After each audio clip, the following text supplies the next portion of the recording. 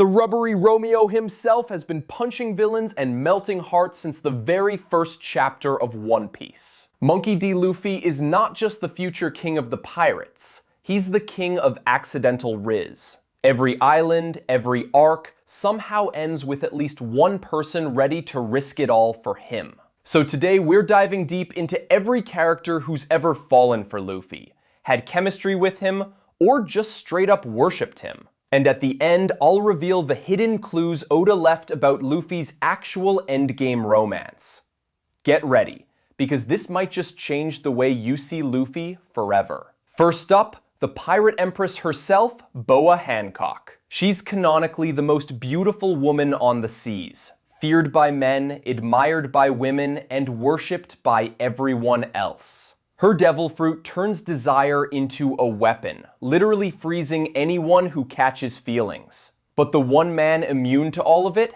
Luffy. The same guy who once punched a celestial dragon because he didn't like his face. Boa, who once hated every man alive, fell head over heels for that clueless rubber boy. And what makes it wild is that Luffy didn't even try. He treated her with respect, honesty, and zero fear, and somehow became the reason she started healing. Hancock has since proposed marriage twice. She broke every law of Amazon Lily just to help him escape Marineford. She even handed him the key to Ace's handcuffs, a gesture that literally changed history. And when Luffy hugged her to say thank you, that moment became legendary. The Pirate Empress fell to her knees for the Pirate King-to-be. Even now, Boa's love for Luffy burns like hockey, unshakable and absolute. But will Luffy ever return those feelings? Maybe. Maybe not. Because for him, freedom still comes before romance. Next, a throwback. The first villain Luffy ever faced on the sea, Iron Mace Alvida. Back then, she was a cruel pirate captain who beat her crew into calling her beautiful. Luffy, in true Luffy fashion, called her an ugly old hag. That moment changed her forever. After eating the slip fruit, Alvida transformed into a gorgeous woman, and suddenly, her heart slipped too. Somewhere between hate and admiration, she developed a soft spot for the man who told her the truth. She even said Luffy was the only man worthy of her. Her appearance in Logtown confirmed it. The girl was giggling like a fangirl at a concert. It's proof that Luffy's rizz doesn't come from charm. It comes from being unapologetically real. Now, let's talk about Margarite, the first Amazonian woman who literally saved Luffy's life. After Luffy poisoned himself with random jungle mushrooms, Margarite found him unconscious and took care of him. She even bathed him while he was asleep, before realizing he was a man. Yeah, that scene was pure chaos. In the manga, she's even naked during it, and the confusion that follows is peak One Piece comedy. But here's the thing, Margarite didn't just get flustered. She risked her life to protect Luffy when the tribe tried to execute him. She stood between him and death, and that's when Luffy's Conqueror's Haki awakened to save her. Ever since, she's been hoping to see him again. Some say it's a crush, some say it's admiration. Either way, she's part of the Luffy effect. Moving on to one of the sweetest arcs, Fishman Island and Princess Shirahoshi. The Mermaid Princess, known as Poseidon, is canonically one of the most beautiful women alive. Even Boa admits it. But she's more than that. She's kind, pure, and emotionally raw. Luffy saves her, protects her, and even helps her break free from fear. He calls her Wimpy Hoshi, but it's affectionate, a nickname that shows how much he believes in her strength. Their bond feels more like big brother and little sister, but there's undeniable warmth there. Oh, and yes, that scene where he accidentally bounces on her chest, let's just say if Sanji ever finds out, someone's getting kicked into orbit. Luffy didn't notice a thing, but Shira blushes every time his name is mentioned. Speaking of blushes, let's talk about the man who loves Luffy more than anyone, Bartolomeo. The ultimate fanboy, the self-proclaimed captain of the Luffy fan club. Bartolomeo went from mob boss to pirate after witnessing Luffy's legendary execution escape at Logtown. He was inspired, no, obsessed. He collects every newspaper, every bounty, every shred of Straw Hat history. He even replaced his Jolly Roger with Luffy's face. His devotion is insane and hilarious. By Dressrosa, Bartolomeo becomes the captain of the second Straw Hat Grand Fleet ship, ready to die for his idol. His love isn't romantic, but it's real, pure, and absolute.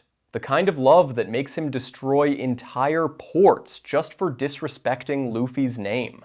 Honestly, he's the embodiment of every die-hard One Piece fan. Next, we have the controversial princess of Dressrosa, Rebecca. Technically, she falls for Lucy, Luffy's disguise, but the emotion is still real. Luffy saves her life, her country, and even reunites her with her father. The lap pillow scene, where she lets him rest on her legs after battle? Yeah, that's basically shoujo manga 101. Oda loves using these moments to show how Luffy changes lives. Not through charm, but through kindness. Rebecca sees him as her hero, and honestly, who can blame her? Now, let's talk about Reiju Vinsmoke, Sanji's sister and one of the most underrated women in the series. She literally kissed Luffy to save him from poison. But that kiss? Way too passionate for medical reasons. Even Luffy fans had to double take. It's short but iconic. Reiju joins the club of people who experienced the power of rubber firsthand. And yes, Boa would definitely throw hands if she ever found out. Then comes Yamato, the thunder god of Wano and one of the most fun Luffy dynamics in the entire story. Yamato idolizes Luffy because of Ace's stories, calling him the man who will change the world. When they finally meet, Yamato kidnaps him for 5 minutes just to fangirl. Their bond feels like brothers in arms, but with wild energy and undeniable tension. Yamato wants to sail with him, fight beside him, and follow his dream. There's respect, admiration, and that spark of chaos that makes their chemistry electric. It's not romance, it's legacy. And now, the Princess of Alabasta, Nefertari Vivi. Luffy risked his life to save her kingdom.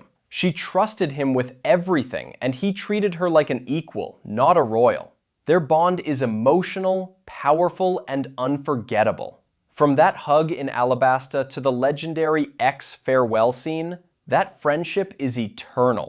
But you can't deny the chemistry either. Vivi's eyes say it all. Even years later, fans still believe Vivi and Luffy share something deeper than words. And considering how she was surrounded by princesses swooning over Luffy during the reverie, yeah, he's literally built a pirate harem by accident. Now, let's talk about Nico Robin, the mysterious beauty of the crew. Luffy saved her life, gave her a family, and shattered the walls she built since Ohara. Their bond is quiet but profound. Robin smiles because of Luffy. He gave her a reason to live, literally. When she said, "I want to live," that was one of the greatest emotional climaxes in anime history. Their relationship is pure trust and mutual respect. Not romance, but something deeper. It's loyalty. It's love, just not the kind with kissing. Finally, the ship that Oda keeps teasing, Luffy and Nami. The evidence? Honestly, it's overwhelming. Nami is the first woman Luffy shared his 2 greatest treasures with. His straw hat and his meat. The straw hat is his dream, his legacy, and he puts it on her head to protect her. That scene in Arlong Park still gives chills. Then there's the meat. Luffy literally said heroes share their meat, and he doesn't want to. But when Nami was sad, he gave her a piece anyway. That's love, Pirate Edition. Also, yes, Luffy has seen Nami naked. Twice. Once in Alabasta, once thanks to Bon Clay's transformation. Both times, he blushed like a schoolboy. And unlike Boa, this time the reaction was instant. No denial, no confusion, just pure WTF. Beyond that, their chemistry runs deep. Nami fixes his hat, punches him when he's dumb, and cries when he's hurt. She's the emotional compass of the crew, and Luffy is her anchor. Even Oda can't hide it. In his early concept art, Luffy and Nami were literally written as boyfriend and girlfriend. And Oda himself married a Nami cosplayer. Coincidence? I don't think so. From Arlong Park to Whole Cake Island, their bond has been tested, strengthened, and quietly romantic. It's subtle but undeniable. So, who will Luffy end up with? Boa? Nami? Vivi? Or maybe no one, because freedom is his one true love. Whatever happens, one thing's for sure. The Pirate King doesn't chase hearts. Hearts chase him. Drop an orange emoji in the comments if you made it to the end, and let me know who you think deserves Luffy's heart. This is AnimeSiders, and I'll see you in the next deep dive.